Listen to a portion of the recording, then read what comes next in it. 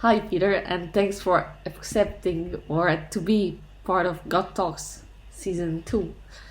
Where in the Thanks, world? thanks so much. I'm glad you reached out, and I started looking at what you're doing. It looks strong. It looks like it's moving forward well, and I'm happy to share what I can with you today. Yeah, and before we get started, where in the world are you right now? Right. So right now, I am on my balcony on the fifth floor in a city called Split in Croatia, in southern Croatia. So this is where I'm based. This is where I live. And I'm not Croatian at all. I'm British. I'm from London, but I've lived here for many years. Okay. My family's here now, and yeah, I'm in sunny Split. Where are you right now? Where are you? You're in Milan. Yeah, I'm in Milan. Split is beautiful. It's sunny here as well, but I know that I don't know how many days a year you spend in Split. I see that you travel everywhere and you have a story with your case. Can you tell us? You're right. So that's right. So traveling, so I'm a speaker coach and a presenter, an MC, working on stages, and most of my work is a lot of my work is outside of Croatia. So I'm on a plane a lot, and it gets quite lonely sometimes. And my one buddy I have is my case. All right. So wherever I go, I take a picture of the case in the same position, either at an airport, a hotel, wherever I am. So instead of taking a selfie of me or the place itself, I take a picture of the case. There's a hashtag my case and me, Right. and it's often just me and my buddy, my case. So I do it for myself really more than anything, because it helps me just look back at where I've been. But if anybody would like to follow the hashtag, it's hashtag my case and me. All right. Noted. I'm gonna post it Right. later on while editing that. So I reached out originally because I'm interested in what you do when it comes to public speaking, especially when you're an MC, so you get thrown in different directions.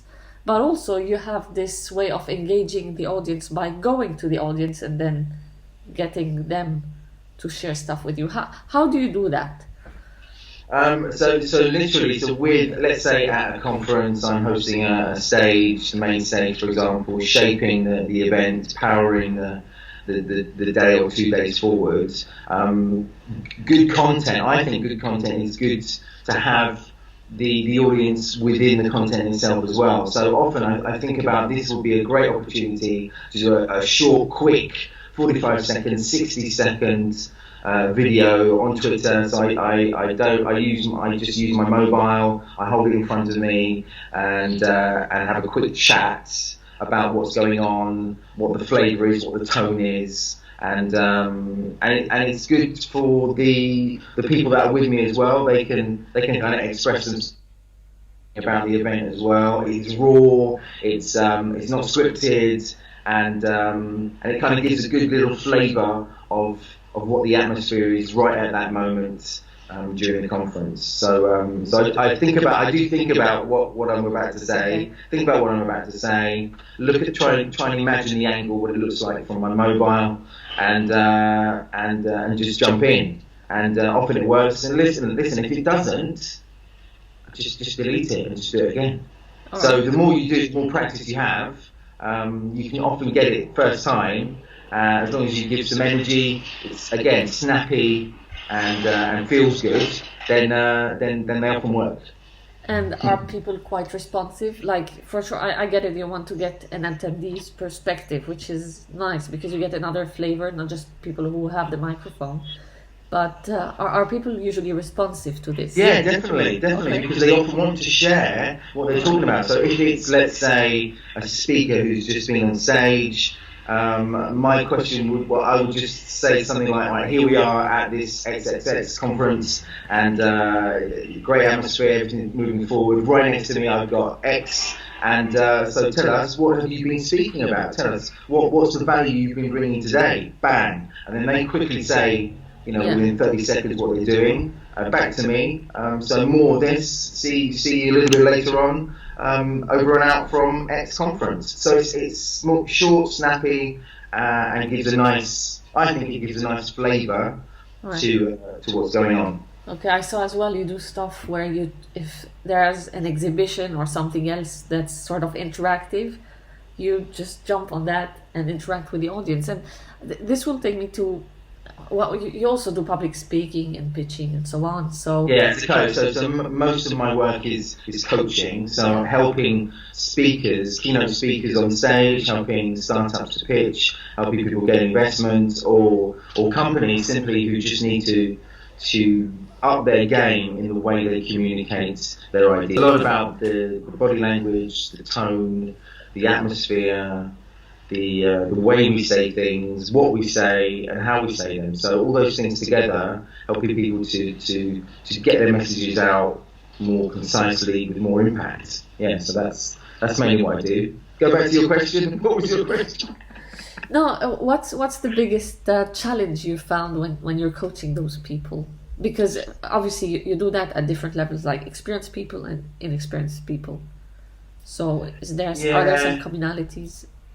There are quite a few challenges along the way, but very two different. You just mentioned there two kind of different areas. One is speakers who are already established speakers or on their way to moving forwards quite well. They may be already getting paid even to speak on stage, or they're representing their company quite a lot on stages in Europe around the world. And then there's the other side of the speaker spectrum, where helping speakers who are, let's say, a startup, hasn't had too much experience, still feeling the anxiety, still trying to make sense of how to control everything, bring anxiety down, and helping them, really giving them lots of great tips to move forward quickly. The other side, with the speakers who are already established, often bringing down their ego is quite a challenge.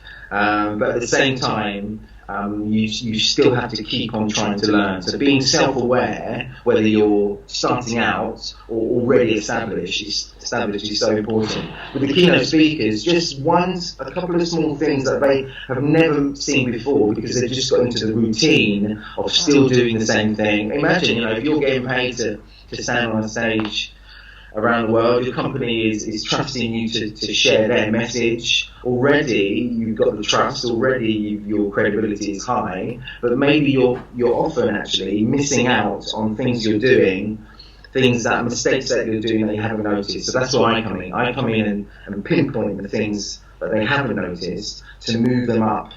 Just a small 2%, but in fact the results can actually be something like 5 or 10%. So challenges is quite a few challenges dealing with people's self-awareness of themselves, willing to learn. So if they're willing to learn, it's easier. If they're not so willing to learn, it's clearly a lot harder. Yeah, for sure, because one should accept. I'd put it like that, like to be criticized in a positive way. It's called like feedback, basically. Yeah. And my last one, you talked about self-awareness. So you have this talk where I know because you have all the black screen behind you and just keywords. One of them is self-awareness. Is that correct? Absolutely. Yeah, that's part of one of my workshops, one of my sessions, and during a day session or a 2-day session, these kind of elements come up, and self-awareness is such an important part. It's understanding that you really need to move forward by looking at yourself, and constantly seeing the things that you're doing well, that will help you, that will give you more confidence, that will give you more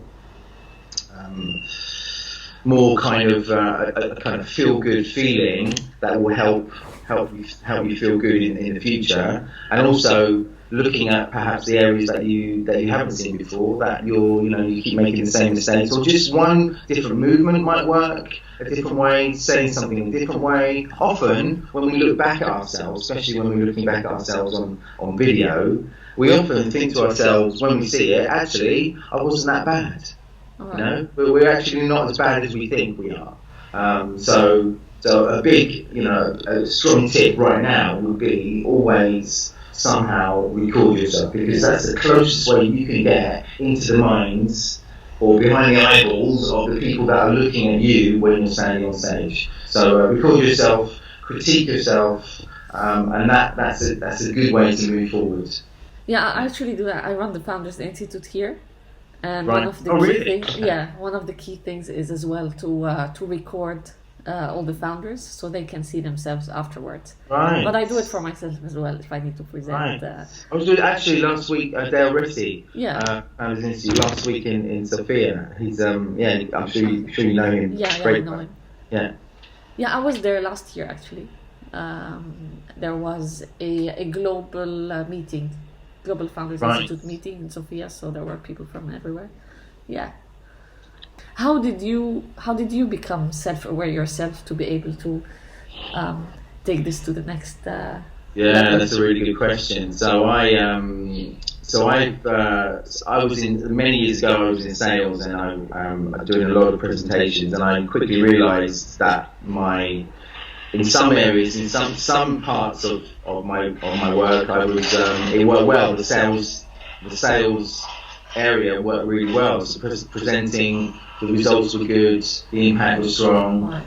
Other times, I would be doing the same thing to a different audience at a different time, a different period, let's say 6 months later, and I would see different results. And different results came from basically my mindset. So I was in a different period of my life, and I was feeling different. I was not feeling great with the environment I was in as well. So that affected clearly how I projected myself. So I realised early on that you can actually not manipulate the situation, but you can adopt a set of behaviours, better behaviours that increase your chances of being a stronger presenter.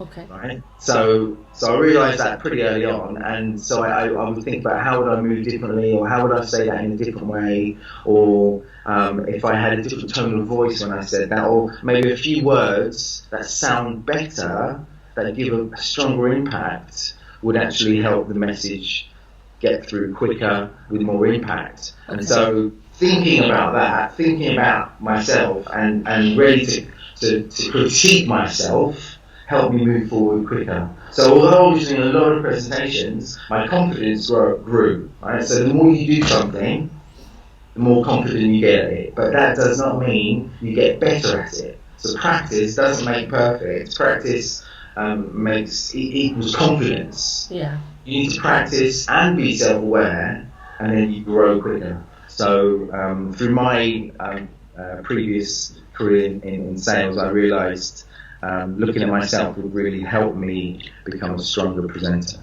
All right. So my last question for you would be, where can someone reach out to you, and how? Because I know you're everywhere around the globe. I don't know if there's a continent you haven't visited yet. But There are a couple of you. Listen, I'm quite strong on LinkedIn. If you're out there and you look at this and you're thinking to yourself, perhaps it would be a good idea to bring Peter on board. All right.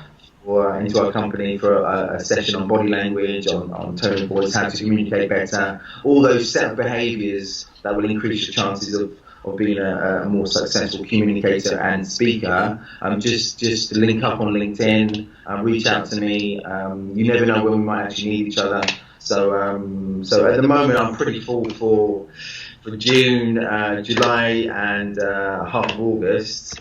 But no, reach out and let's see where we can collaborate if you're looking for this kind of thing.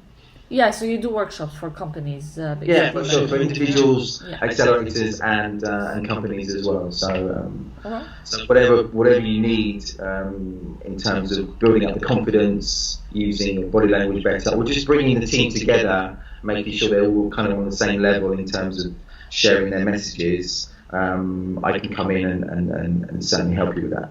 Okay, cool. I'm gonna post your LinkedIn Great. link anyways down at the bottom of the description. All right. Thank you. Great. Thank you so much.